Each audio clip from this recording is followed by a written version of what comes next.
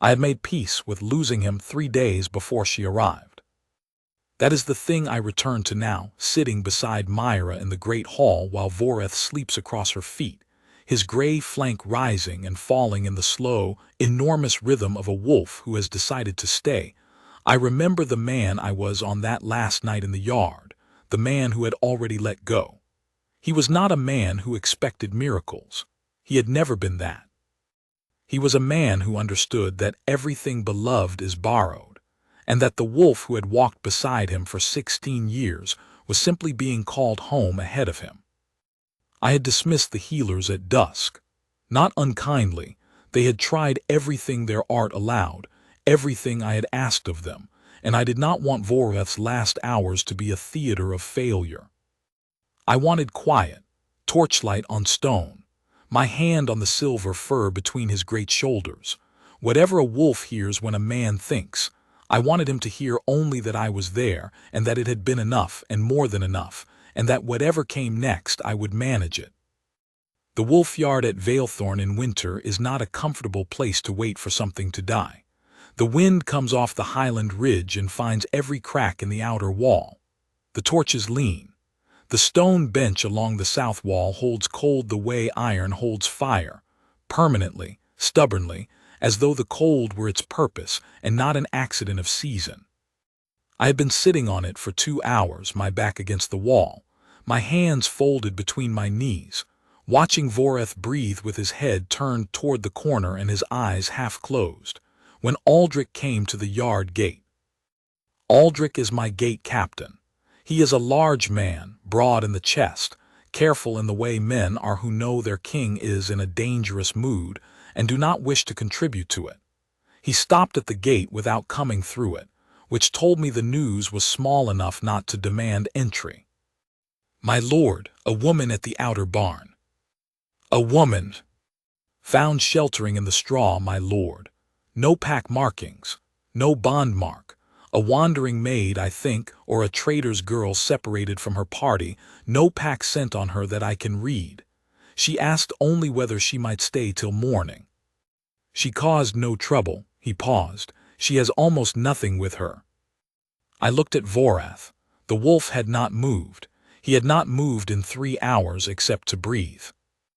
"Give her a blanket from the outer stores and something warm to eat," I said.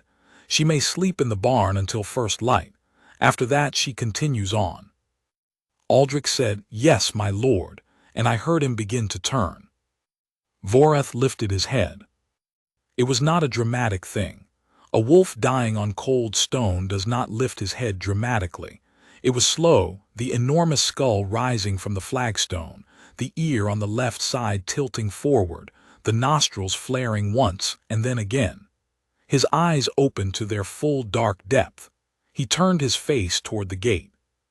I had not seen him move in 3 days. I said, "Aldrich."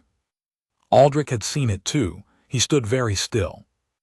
"Bring her here," I said. She came through the gate with her pack over one shoulder and her coat drawn close against the wind, a small, spare figure, gray-eyed, her dark hair pulled back without ceremony, her face carrying that particular quietness of someone who has learned not to ask for much. She was young, not a girl, but young. She walked the way people walk when they are tired enough that the walking has become its own kind of resting, one foot following the other by habit rather than decision. She saw me and stopped. She saw Voreth and her stillness changed entirely. Most people who see Voreth for the first time go still from fear. He is not a small wolf. He is a thing built to run down elk in deep snow, and the fact of him, the scale of him, strikes the body before the mind has anything to say about it. Even dying in a cold corner with his eyes half shut, he is a thing that asks your body whether it is sure it wants to be in this yard. She went still from something else. I have tried many times since to name what I saw in her face in that moment. The recognition on it is what it looked like. The way a person looks when they see something they were not expecting to see, but which makes complete and immediate sense to them the moment they see it. Not surprise, something closer to the opposite. She set her pack down by the gate without looking away from him. "How long?" she said. 3 days since he refused water, I said. 5 since the wound went wrong. May I? She was asking me. Her eyes came to mine for the first time, just long enough to make the question, and then she was moving before I had finished saying yes, crossing the yard slowly, without hesitation, dropping to her knees on the flagstone an arm's length from him and staying there. She did not reach out immediately. She sat with him first. Let him have the distance while he looked at her, which he did for a long time with those dark eyes, those eyes that had been closed and absent for 3 days. Then Voreth crossed the yard to her. On legs that should not have held him. On legs that had not carried him in 72 hours, except to roll from one side to the other on the cold stone. He moved as though the distance were nothing, as though the cold and the wound and the 3 days of dying had been temporarily set aside, and he walked to where she knelt, and he put his great head in her lap. I heard one of the healer's apprentices. I had not realized anyone had followed Aldrich to the gate, make a sound that was not quite a word. I said nothing I could not have. Myra's hands found his ears first, both of them, her thumbs working slow circles against the silver fur, and then she leaned forward and put her lips briefly to the top of his skull, the way you'd greet someone you'd been expecting. Her eyes closed. Something in her shoulders settled, as though a weight had just been redistributed, and whatever had been holding her at careful angles all this time had been gently released.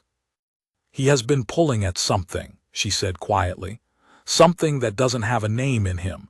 He didn't know what he was reaching for. I was standing 10 feet away from her, and I felt that sentence in my chest like a struck bell. What is it? I said. My voice was very controlled. I am a king. My voice is generally controlled. What has he been reaching for? She opened her eyes, looked at me again, that same careful directness, assessing without judgment.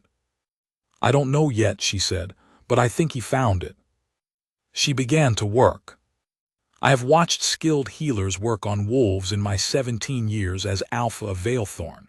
I know what it looks like, the careful hands, the applied knowledge, the systematic movement from symptom to symptom. Good work, honest work, useful work. It looked nothing like what Myra did. She did not look like someone applying a technique. She looked like someone having a very quiet conversation with something that was not speaking in words. Her hands moved with confidence but without hurry, finding the wound through the fur without flinching. It was a bad wound, a deep one, taken in a border dispute 2 weeks past, and it had gone to infection in a way that should not have happened because Voreth was old enough and strong enough that ordinary infections could not touch him, which meant what was touching him was not ordinary. The healers had said as much. They had named it, in the careful language of their craft, as a bone wound of mystical origin, which is what healers say when they mean that something has got into the animal at a level that their knowledge cannot reach. Myra's hands found that level. I do not know how else to describe it. The wound was beneath the fur on his left shoulder, and as she worked over it, as her palms pressed flat against the silver coat and her eyes closed, and her breath came slow and steady in the cold yard air, I watched the skin around the wound, the hot, swollen, reddened skin that the apprentices had been treating with poultices for 5 days, begin to settle. Not quickly. The way a storm settles at the edge, first the wind going quiet in one quarter and then another, until the whole sky is changing. She was the calm that moved inward. Voreth's breathing slowed. Not the slow of dying. I know that slow. I had been listening to it for 3 days and I knew every shade of it. This was different. This was the slow of something putting down a weight, of the body deciding, with whatever passes for decision in a wolf's deep body, that it no longer needed to be braced against something coming. He exhaled a great, shuddering release, and his weight settled into her lap more completely, and I saw his tail lift once and settle. I sat down on the cold bench, not because I had decided to sit, but because standing had stopped seeming necessary. I watched her work through the night. I know how that sounds. I know what it says about me, a king, sitting on a cold stone bench in his own wolf yard in the middle of the night, watching a woman he has never met do something he cannot name. I have no defense for it. It is simply what I did. She worked, and the wind moved across the yard, and the torches leaned their slow lean, and I stayed. Not because I had decided to stay, because leaving had stopped occurring to me as a thing I could do. At some point the apprentices drifted away, called by sleep, or by the sense that they were witnessing something private. Aldrich stayed at the gate, as he always does, as quiet as a stone post and twice as loyal. I had no thoughts about his presence. I had in those hours very few thoughts at all in the usual sense. What I had instead was a kind of attention that was not like anything I had put toward a problem before, wide and warm, and without an agenda. Around the second hour she said, without opening her eyes, "You don't have to stay." "I know," I said. A pause. "But you're going too." "Yes." She said nothing to that. After a moment I thought I heard something that might have been the faintest edge of a sound that wasn't quite an exhale, might have been the shadow of what, in different company, might have been the faintest edge of a laugh. I am not certain. The wind was moving. "What is your name?" I asked. I did not ask it as a king asking a maid her name. I asked it the way you ask the name of someone you're going to know for a long time, where the beginning of the knowing feels worth marking. She opened her eyes, looked at Voreth's sleeping face. "Myra," she said, "just Myra." "Just Myra," I repeated. No pack, no village anymore. No designation worth announcing. She said it plainly, not with bitterness but with the sort of acceptance that is sometimes harder to listen to than bitterness. The acceptance that has been made by someone who has carried a thing long enough that they have stopped expecting anyone to help them carry it. I was cast out 8 months ago. They called it bond cursed, the Murrin term for a woman who cannot form a standard mate pairing, whose bond capacity runs in a direction no wolf in the village can meet.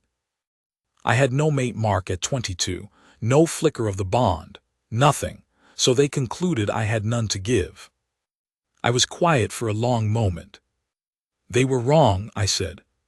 She looked at me then, a real look, sustained, the gray of her eyes sharp and careful, and also, for just a moment, uncertain. As though she hadn't expected that sentence and didn't know what to do with it. "You don't know that," she said.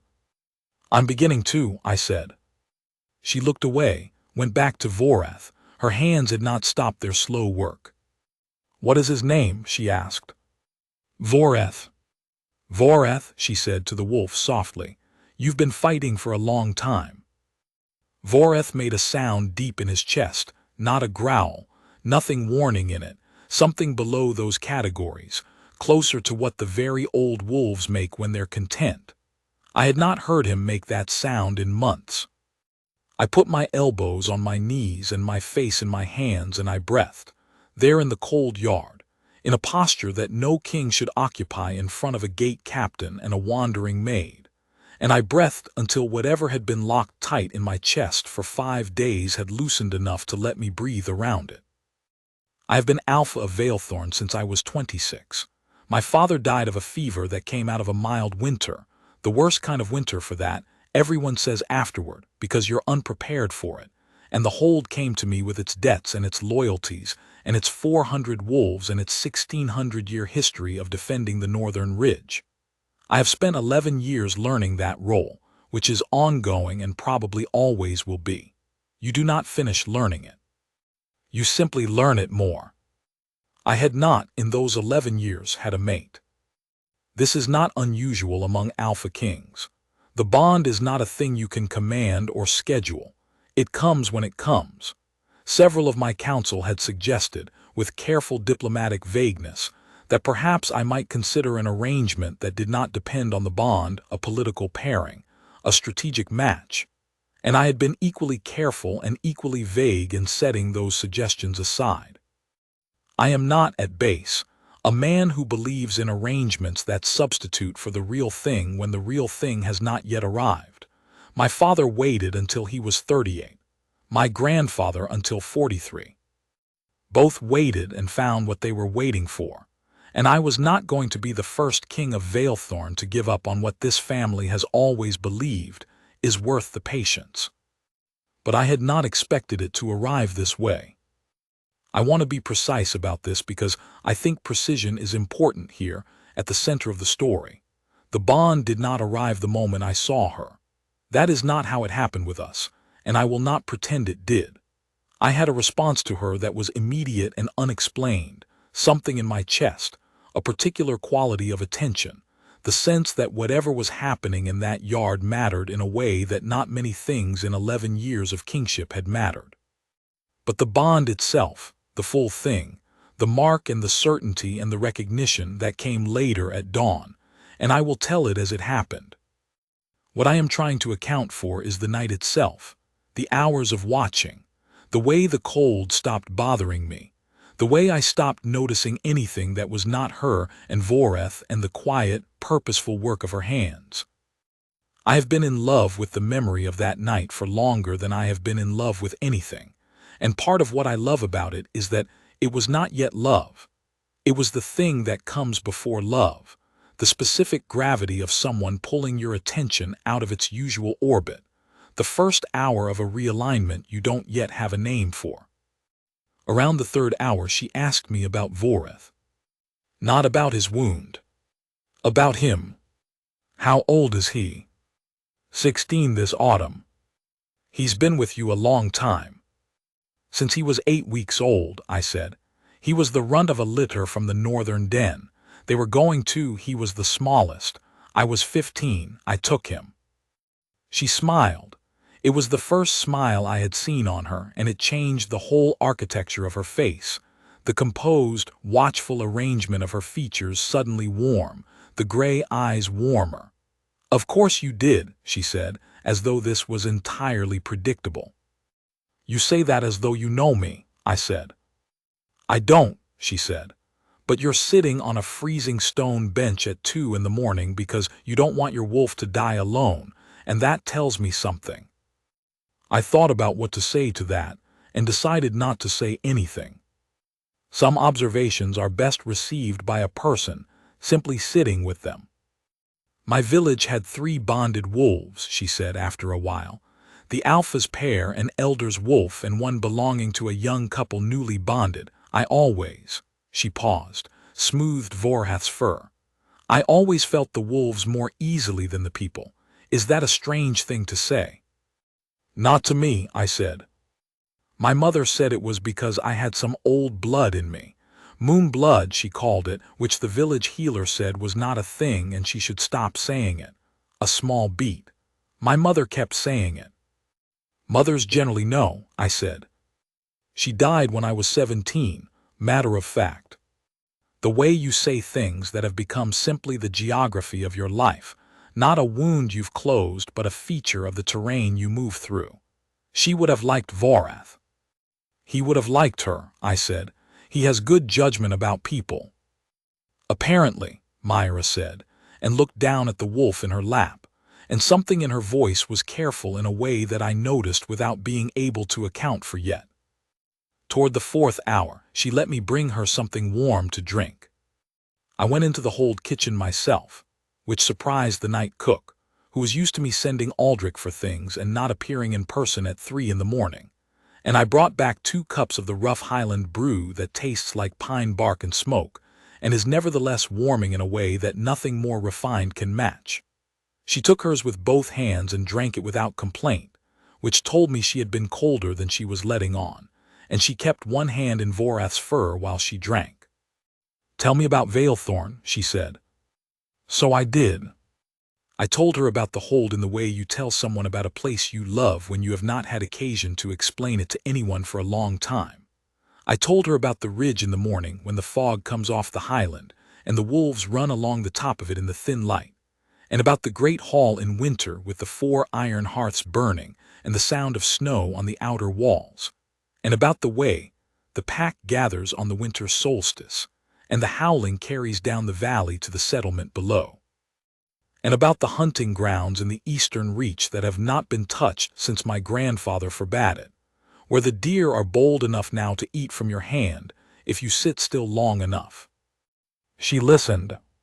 The way she listened was something I noticed, entirely, without performing it, without waiting for her turn to speak. She heard all of it. "It sounds like a place worth defending," she said. "It is," I said. "Is it why you chose it, or because it was given to you?" No one asks a king that question. No one ever asks a king that question, because the answer is assumed. It was given to him, of course. It is always given to them, and the assumption is that the giving and the choice are the same thing. Myra asked it with the directness of someone who has decided that the expected conversational rules are probably not the ones worth following. "Both," I said. "At first it was given to me, then I chose it." "When did it become a choice?" I thought about that. The winter I was 29.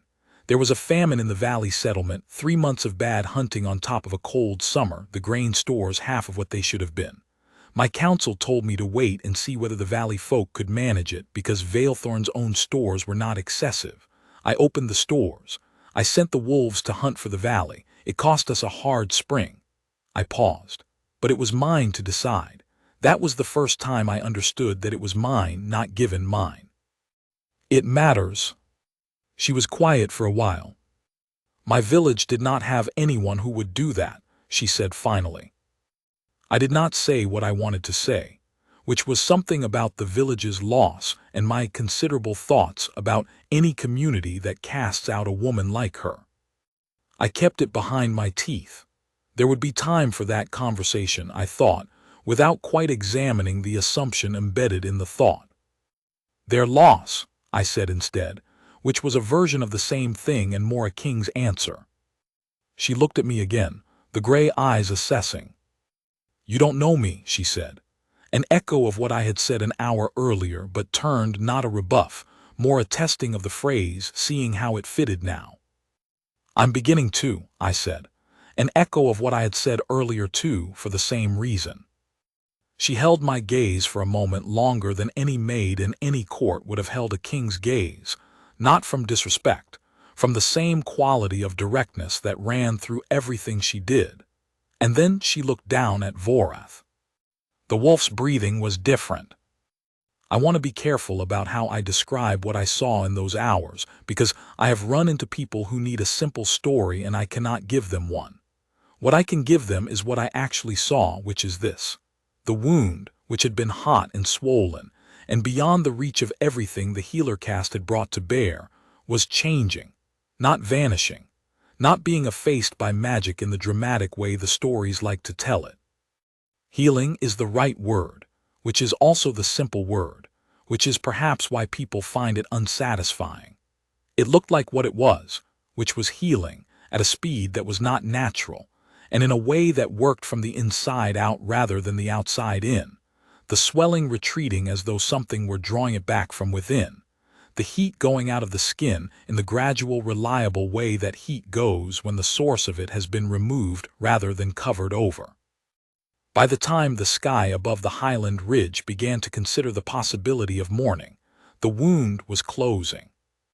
I watched it happen. I have no other account of it than that. I watched it happen, and I sat on the bench, and I breathed, and I understood, in the wordless way that certain understandings arrive, that what I was watching was not a trick of the firelight or a consequence of my exhaustion or anything I was going to be able to explain away. It was real, and it was her, and something in her had found something in Vorath at a level that the healer caste's considerable knowledge simply did not have access to. Not because they were wrong, but because the level it operated at was not the level they had instruments for. And then the mark came. I did not expect it. I want to be clear about that because I know how the stories go, and I know the trope of the alpha king sitting beside the woman who will be his mate, and watching the mark form on his wrist with a knowing smile and a sense of destiny confirmed. That is not what happened to me. What happened to me was that the thing on my wrist began to burn the way a brand burns, sudden and immediate and total. And I looked down and I saw the Valethorn mate mark, which I had carried bare and inactive on my wrist for 37 years, begin to trace itself in lines of deep gold beneath my skin. It is the Veilthorn mark, my father's mark and his mother's before him. The running wolf, silver in silver, which goes gold only at the bond. I looked at my wrist for a long time. Then I looked at Myra. She had gone still. Her hands had not left Vorath, but her stillness was different, the total stillness of a person who has been struck by something physical, who needs a moment before movement is possible again. She was looking at her own right wrist. The mark was there, the running wolf, Veilthorn's mark, on her wrist as though it had always been there, as though I had simply not been close enough before to read it. And I knew that was not possible. I knew she had not carried it when she came through that gate, but there it was, outlined in gold that was just beginning to settle into silver as the bond locked itself into place. Her eyes came to mine. Neither of us spoke. Vorath chose that moment to lift his head from her lap. He stood steadily, without effort, on 4 solid legs, the wound on his shoulder closed to a new scar, his eyes bright and clear in the way they had been bright and clear when he was young, and the world was still entirely interesting to him. He stood, and he shook himself once, the long silver shudder of a wolf declaring itself present and alive, and planning to stay that way. Then he turned and faced me. And he bowed. I have had people bow to me for 11 years.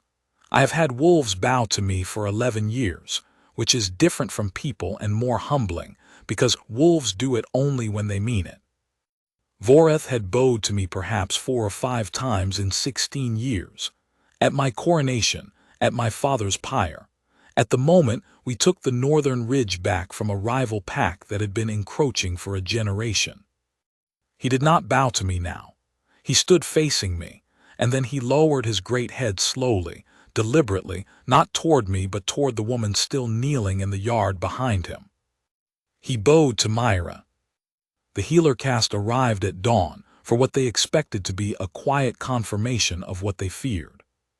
There were 6 of them, the head healer, Solman, who had been honest with me and careful and had run out of honest answers 3 days ago, and 5 of his senior practitioners who had between them a century of wolf healing experience and not one precedent for what had happened overnight in my yard.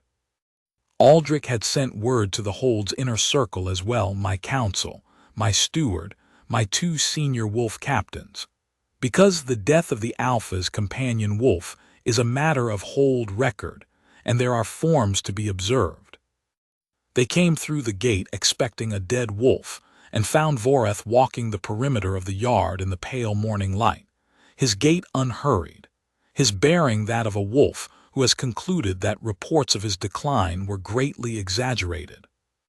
The silence that followed was the kind you feel in the chest before you hear it, if that makes sense. The silence of a large group of people, all having the same complicated thought at the same moment. I was standing. I had stood when the healers approached. I had been sitting on the bench beside Myra, who had not moved from the flagstone, who was simply watching Vorath walk his perimeter with the quiet satisfaction of someone watching an outcome they had worked toward and did not need to announce. I stood because I am a king and I meet my people standing, and because I had spent enough hours on that bench and my spine had opinions about it. Solman came to me. He looked at Vorath. He looked at the wound, at the scar where the wound had been, with the careful, thorough attention of someone who needs to understand something before he is willing to believe it. He was there for a long time. Then he looked at Myra. Then he looked at my wrist. "My lord," he said. It was not a greeting. It was the beginning of a sentence that he was finding it difficult to continue. "She healed him," I said. "Through the night, whatever your art couldn't reach, hers could." I paused. I watched it. He looked at the mark on my wrist again. I saw him understand. I watched the understanding arrive on his face with the slow, reorganizing quality of a man revising a large number of assumptions simultaneously. "She carries no healer's bond mark," he said carefully. "No caste designation, no pack standing." "No," I said. "My lord." "She carries the Veilthorn mark," I said, "on her right wrist, as of this morning." Another silence. Council members do not generally go quiet all at once. My council in particular is made up of people who have opinions about most things and are not reluctant to share them. But they went quiet now, all of them, collectively. The way people go quiet when the scale of what is in front of them is just large enough to give even the opinionated pause. I walked to where Myra was still kneeling on the flagstone. Voreth had come back to her and was standing at her shoulder, which is a thing he has not done with anyone but me in 16 years. I held out my hand. She looked up at me. Those gray eyes, with the morning light in them and the long night in them, and something that was not quite steady. Something that I think was very close to the thing I had felt on the bench in the dark hours. The thing that is not yet love but is its entire precondition. You don't have to accept any of this, I said, quietly. Not the voice I use in the great hall, the voice I use when I mean something completely. The mark doesn't compel you, I don't compel you, but I stopped, tried again. I would like to ask you very plainly if you would stay. She was quiet for a moment that was longer than comfortable and shorter than terrible. Your wolf is going to be very disappointed if I leave, she said. My wolf is not the one asking, I said. She looked at my hand, at the mark on my wrist, at Voreth, who had turned his head slightly to look at her with those clear, entirely recovered eyes that held in them, as wolf eyes do, an absolute and uncomplicated opinion. I would like to know more about the hold, she said. The hunting grounds, the ridge in the morning. A pause. I would like to stay. On your terms, I said. The gray eyes came to mine. Something in them that was not quite a smile and was not quite relief, but was something in the neighborhood of both. The look of a person who has been carrying the assumption that their terms are not a thing that will be offered, who is adjusting to finding out that they were wrong. On my terms, she agreed. I took her hand and helped her to her feet. The mark on my wrist answered the mark on hers, a warmth, a certainty, something below the categories of physical sensation, but built into the same place. Voreth pushed his great head between us with the casual authority of a wolf who has decided that whatever is being decided, he is part of it. Soman cleared his throat. My lord, he said, and his voice was different now, the resistance gone out of it, replaced by something that was either awe or a very close neighbor to it. With respect there are protocols for the recognition of a mate bond, formal acknowledgement before the council and the hold. Yes, I said, I had not looked away from Myra, there are. My lord, she has no standing, no pact designation. She has the Veilthorn mark, I said. I said it with finality, not with unkindness. The voice that ends conversations, not because it shuts them down, but because the thing it states is simply finished, is simply true, and does not need further discussion. And she stayed through a long night and healed what none of us could heal, and my wolf bows to her, and I know what the mark means. Is there something you need me to explain more clearly? Soman closed his mouth, opened it, closed it again. No, my lord, he said. Good, I said. The formal acknowledgement took place that afternoon in the great hall. It is not a long ceremony. Nothing at Veilthorn is, because my grandfather believed that ceremonies which run more than an hour are an imposition on the people who have to stand through them. But it is a proper one, with the council present and the wolf captains present, and the hold's senior wolves arranged along the wall in their enormous, watchful stillness. Myra stood beside me in a dress borrowed from the hold stores. The healer caste keeps clothes for unexpected emergencies, which I had always understood to mean injured travelers, and had now understood to mean this as well. And she stood the way she did everything, with the composed, watchful self-possession that I was quickly learning was simply her nature and not a performance. She had slept 3 hours and washed her face and eaten a real meal in the kitchen with the night cook, who had taken a strong and immediate liking to her. She had thanked Aldrich for the outer barn, specifically, by name, which had affected him visibly. She was learning Veilthorn already. I read the bond acknowledgment in the formal tongue, and she followed it, steady and clear. The council witnessed it. The wolves along the wall, at the moment the mark words were spoken, all turned their heads toward her at once. Not a signal, not an arranged thing, just wolves being wolves, which is to say being entirely honest about what they feel when they feel it. Solomon in the front of the council line bowed. He was the first. The others followed. She accepted it without triumph and without embarrassment, with the quiet, even attention she brought to everything. I felt her hand in mine, the warmth of it, the mark on her wrist level with the mark on mine. Afterward, when the hall had cleared and it was just us and Voreth and the evening light coming through the high windows at the western end, she said, "Will they accept it, all of them, or just the ones who had to?" It was a real question, a good question, the question of someone who understood that ceremonies create facts but don't automatically create feelings. "Most of them," I said honestly. "The rest will follow when they know you." "And how long does that take?" "With you," I looked at her. "Less time than usual, I think." She made the sound again, the one that lived in the neighborhood of a laugh. I had decided I would spend a considerable amount of time working on finding its other neighbors. "You're confident," she said. "I'm beginning to be," I said. She looked at me. "You keep saying beginning," she said. "Because things are beginning," I said. "We've known each other for less than a day. The beginning deserves its own time." She considered this. Voreth had arranged himself across both our feet, which made moving somewhat theoretical. "That's actually very sensible," she said, in the tone of someone surprised to find themselves agreeing. "I have my moments," I said.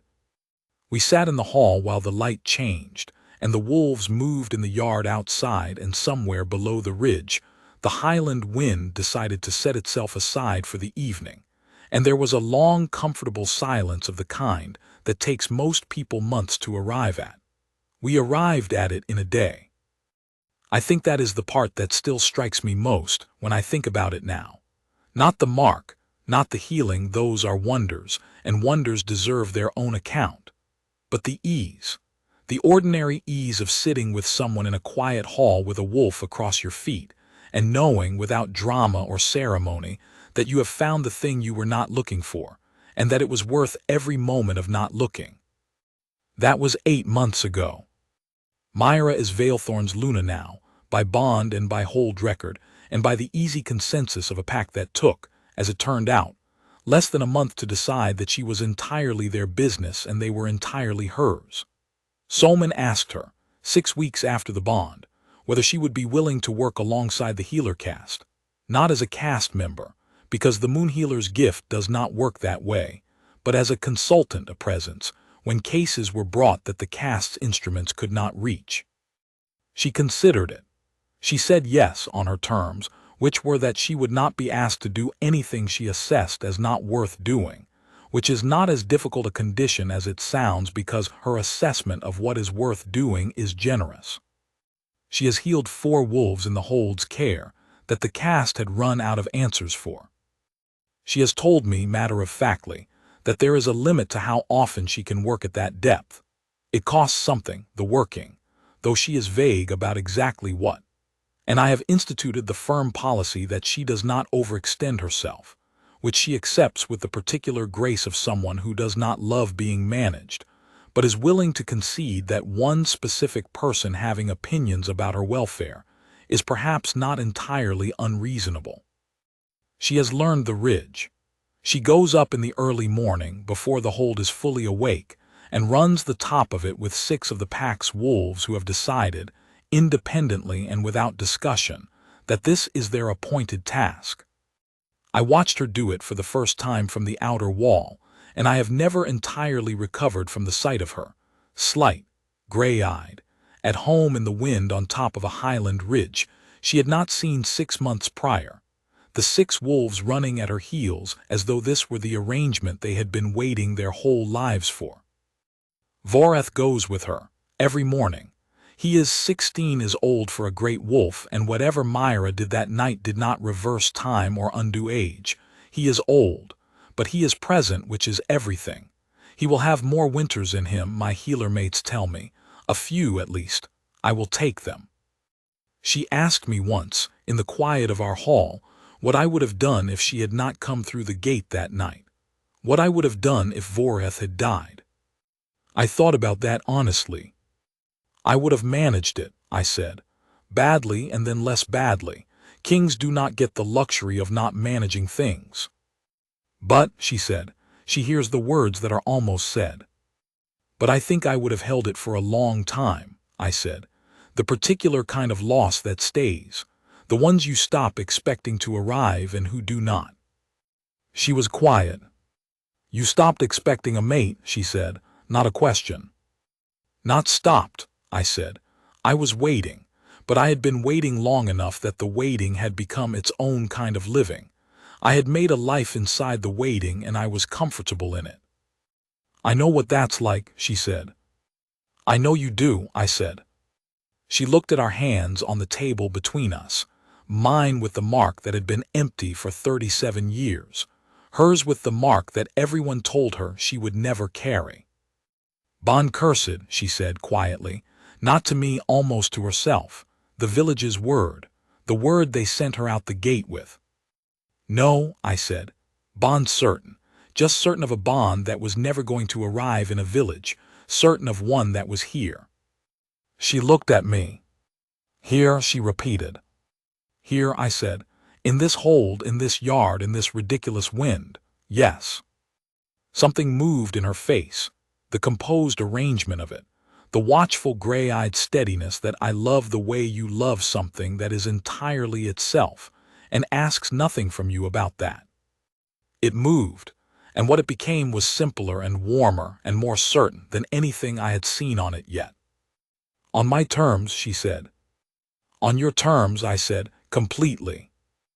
Voreth is asleep at her feet in the great hall right now, in the winter light of an afternoon that has settled into the particular amber of late year Veilthorn, the light that comes through the high western windows and lies in long bars across the stone floor and the old rugs and the wolf sleeping in them.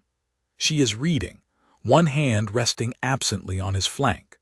Solman is somewhere in the hold, working a case she advised on this morning. The hold is going about its business, with the easy competence of a place that knows what it is, and is at peace with the knowing. I am watching her from the doorway, and I am thinking about 8 months, about a woman who walked through a gate in the dark with almost nothing, and who belongs here so completely now that the hold has reorganized itself, quietly, around her. The way a house reorganizes around someone who lives in it, not dramatically, just in the small ways, the usual ways, so that you would not be able to say exactly when it happened, only that it clearly has. She looks up. She has always had very good instincts about being watched. Are you going to come in, she says, or are you going to do the doorway thing for the entire afternoon? I'm enjoying the view, I say. She considers this. Voreth is in the view. Voreth is part of the view.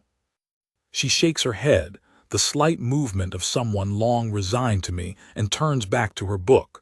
But her hand doesn't leave Voreth's flank, and she doesn't ask me to stop watching.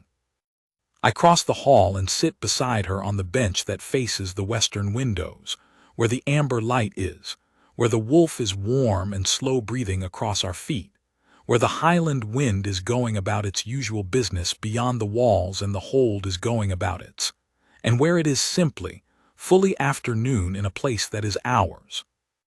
It is enough. It is, in the manner of things you did not know you needed, and then cannot imagine having been without everything. The hold was given to me, then I chose it. She was found by chance, or the bond's design, or Voreth's insistence, which amounts to the same thing on a cold night at an outer gate. She chose to stay. I think that is what I want people to understand, if they want to understand anything about us, that in the end it was a choice, twice over, hers and mine, and that the choosing was what made it true. The mark was the recognition, the bond was the certainty, but the choice was the love. She said yes on her own terms in a cold yard with a recovering wolf between us and a hall full of people finding their way to believing something they hadn't believed before.